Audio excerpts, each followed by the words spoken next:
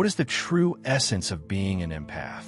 Is empathy merely an endowment of emotional acuity, or might it conceal deeper complexities, more perilous beneath the surface? Carl Jung, the Swiss psychiatrist and pioneer of analytical psychology, did not employ the contemporary term empath. However, his explorations of the unconscious, the shadow, and archetypes provide a profound framework for analyzing this identity within the context of modern culture. Empathy is frequently idealized as a manifestation of heightened sensitivity or a spiritual virtue. However, Jung might provoke us to consider the implications when such empathy is commandeered by enigmatic forces. Could it be that the empath is less a paragon and more a conduit? If this is the case, a conduit for what? Before we delve deeper, we invite you to subscribe to the Mental Dose channel and engage with our Telegram community, where you will gain early access to new videos and insights on personal and spiritual development. Now let us commence. Jung's concept of the shadow pertains to the unconscious dimensions of the self that are obscured or repressed, traits, impulses, and memories that we reject to uphold our societal facades. For numerous empaths, the peril resides in inadvertently absorbing not only the emotional weights of others, but also their shadow projections. These shadows are not mere passive energies. They are considered autonomous and possess the potential to overpower the ego if not brought into conscious awareness. Empaths, by their inherent disposition, tend to be open and receptive, rendering them particularly vulnerable to the infiltration of psychological content that does not originate from within themselves. Over time, this susceptibility can result in a fragmentation of the psyche. Persistent exhaustion and psychological disarray, even the loss of identity, is a frequent consequence for those with heightened sensitivity who fail to acknowledge the intricate psychological dynamics involved.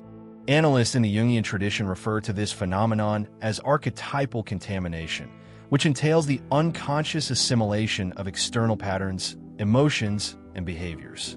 The empath does not merely experience the feelings of others. They face the peril of becoming a repository for unresolved psychic material. Jung's admonition was unequivocal. That which remains unconscious within us will ultimately express itself outwardly as destiny. Should the empath neglect to introspect and scrutinize the elements of their own psyche, they risk becoming a mere spectator in the archetypal narrative of another. Jung's comprehension of archetypes introduces an additional dimension of intricacy. Archetypes represent fundamental images and forces residing within the collective unconscious. When we unconsciously embody one, we run the risk of being overtaken by it. An empath, lacking self-awareness, may find themselves ensnared in the archetypes of the savior, the martyr, or the wounded healer. These are potent patterns with profound mythological origins. Chiron, for example, embodies the archetype of the healer who is unable to heal himself. For the unconscious empath, this myth transforms into a lived experience rather than providing genuine care.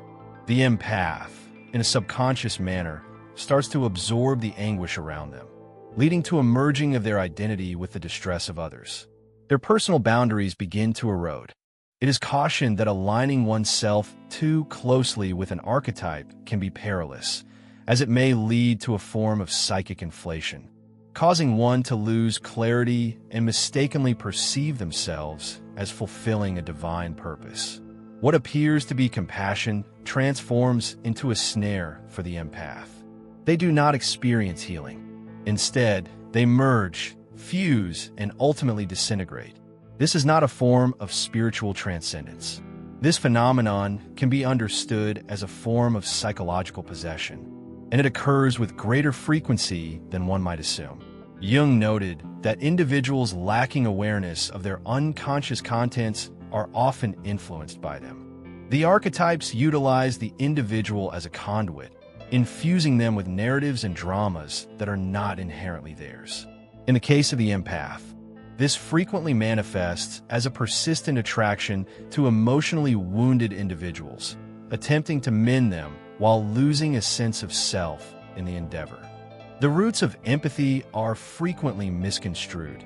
Many empaths originated as children in environments where their emotional sensitivity served as a mechanism for survival. In tumultuous or emotionally precarious settings, children develop the ability to interpret subtle cues in tone, posture, and mood to evade danger or to foresee the emotional requirements of others. Jung would characterize this not as a divine endowment of perception, but rather as a psychic adaptation, which he might refer to as a complex arising from early trauma. This cultivated awareness is frequently misinterpreted in adulthood as intuition or spiritual alignment. However, a crucial distinction exists between hypervigilance and authentic insight. The former emerges from fear, while the latter stems from integration. Jung underscored that psychological development necessitates engaging with the past, not to dwell in it, but to comprehend how it continues to influence our present selves. Individuals with empathetic tendencies who have not reflected on their formative experiences frequently discover themselves irresistibly attracted to positions of emotional nurturing. They engage in relationships where affection must be merited through acts of self-denial. This pattern of behavior is not coincidental. The principles of Jungian theory illustrate that unresolved issues tend to manifest repeatedly, seeking resolution for healing to occur. The empath, if lacking awareness, may inadvertently replicate their initial trauma by gravitating towards partners who are emotionally unavailable or chaotic. They may harbor the hope that their love will suffice to alleviate the pain.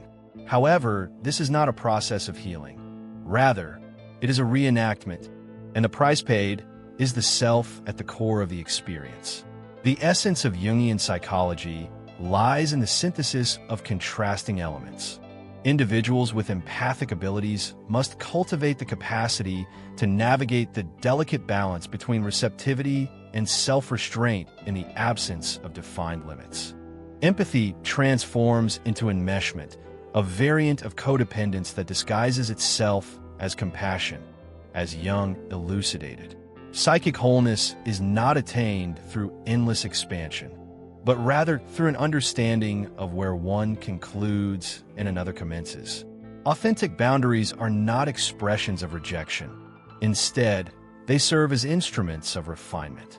They delineate the distinction between empathy as a means of attunement and empathy as a pathway to self-erasure. Jung articulated the concept of the vessel in alchemy as a robust container capable of enduring transformation. The empath must embody that vessel, not merely an open wound, but a crucible adept at containing energy without succumbing to collapse.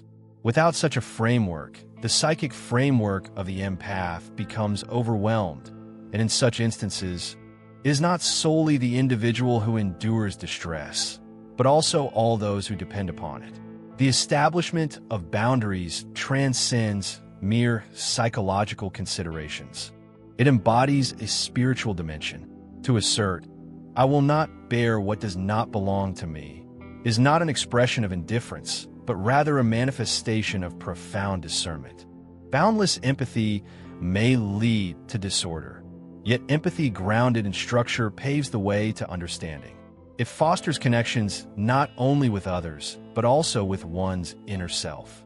Before we proceed, if this video has illuminated your perspective, consider sharing it with someone who might benefit. Additionally, if you wish to support this kind of reflective content, you may click the thanks button below. Your support is genuinely appreciated. Now, let us continue. Let's proceed then. Observed. Individuation represents the paramount endeavor of human development, a process through which one achieves wholeness by harmonizing all facets of the psyche. For the empath, this entails a transition from mere absorption to heightened awareness, from fusion to thoughtful reflection. This journey necessitates an inward exploration, not as a means of evading the external world, but as a pathway to genuinely encounter the self. An empath who has confronted their own shadow nurtured their inner child, and examined their archetypal patterns, emerges transformed. They attain a state of sovereignty. In this framework, sovereignty signifies liberation from the dominion of unconscious impulses. It signifies the discernment between assistance and salvation, between emotional engagement and merging. The empowered empath does not possess diminished sensitivity. Rather, they are more firmly rooted. Their empathy is anchored in a foundation of clarity. They are capable of being alongside another's suffering without allowing it to engulf them. They can extend love without sacrificing their own identity. This represents a profound transformation. Jung articulated the notion that when empathy is consciously aligned with the self, the core of the psyche undergoes a transformation. It ceases to operate merely as a compulsion or identity, evolving instead into a gift that serves the pursuit of wholeness. The empath emerges as a mirror reflecting not wounds, but potential, not a sponge, but a vessel, not a savior, but a soul. If this resonates with you, consider taking a moment to reflect on where you may still be absorbing what does not belong to you, and where you might have conflated connection with self-erasure. We invite you to share your thoughts in the comments below regarding the resonance of this message. Additionally, we encourage you to subscribe to Mental Dose for further profound and contemplative content rooted in depth psychology and spiritual development. Until we meet again, remain grounded, remain conscious, and maintain your autonomy.